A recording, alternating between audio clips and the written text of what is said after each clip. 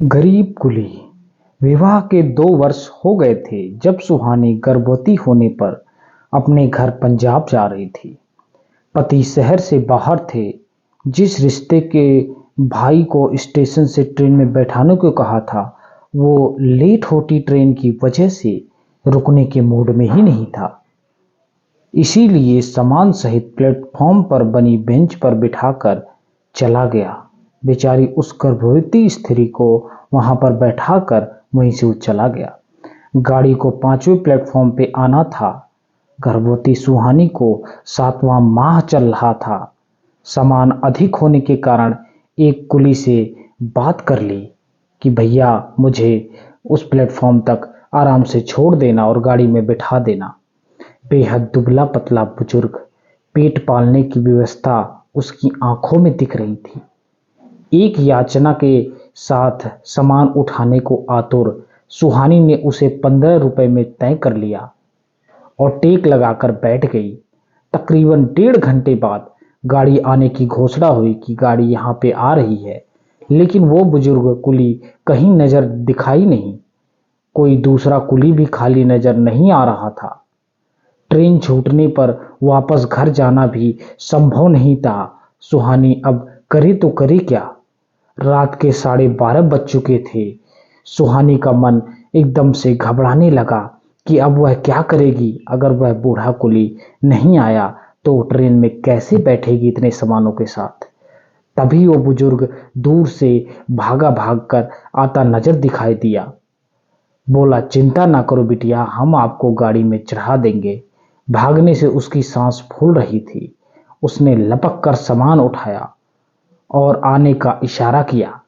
सीढ़ी चढ़कर पुल पार कर जाना, क्योंकि अचानक ट्रेन ने प्लेटफॉर्म चेंज कर दिया था। जो अब 9 नंबर पे आ रही थी, पहले वह 5 नंबर पे आ रही थी, लेकिन अब 9 नंबर घोषणा हो गई।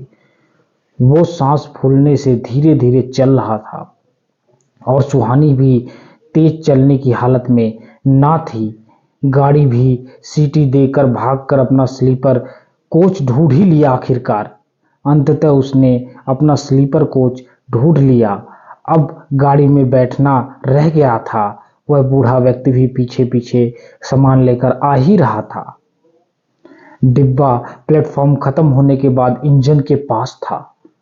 वहां प्लेटफॉर्म की लाइट भी नहीं थी और वहां चढ़ना भी बहुत मुश्किल था। सुहानी पलटकर उसे आते देख ट्रेन में चढ़ गई। तुरंत ट्रेन रेंगने लगी। अब सुहानी क्या करे। कुली अभी दौड़ ही रहा था। हिम्मत करके उसने एक एक सामान रेलगाड़ी के पायदान के पास रख दिया। आखिरकार पहुंचकर अब आगे बिल्कुल अंधेरा था। जब तक सुहानी अपने हैंडबैग में कांपते हुए हाथों से 10 का और 5 का नोट निकाला, तब तक कुली की हाथें दूर हो चुकी थी।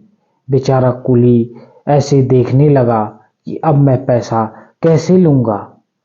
अब करे तो करे क्या। सुहानी भी बेचारी मजबूर हो गई। पैसा वह कैसे देगी। उसकी दौड़ने की रफ्तार तेज हुई, मगर साथ ही ट्रेन की रफ्तार भी। वो बेबसी से दूर होती खाली हथेली को देख रही थी। फिर भी उसका हाथ जोड़ना नमस्ते आशीर्वाद की मुद्रा में। उसकी गरीबी, उसका पेट, उसकी मेहनत, उसका सहयोग सब एक साथ सुहानी की आंखों में कौंध गए। उस घटना के बाद सुहानी डिलीवरी के बाद दोबारा उस स्टेशन पर गई, लेकिन वो बुजुर्ग कुली की खोजती रही, मगर वो दोबारा कभी नहीं मिला। आज वो जगह जगह दान करती है, मगर आज तक कोई दान का वो कर्ज उतार नहीं पाया उस रात जो बुजुर्ग की कर्मठ हथेली ने किया था। सच है, कुछ कर्ज कभी उतार ही नहीं जा सकते। कुछ कर्ज ऐसे होते हैं जिनको आप कितना भी कोशिश कर लो, आप नहीं उतार सकते। जैसे उस बूढ़े कुली ने सहायता करके की।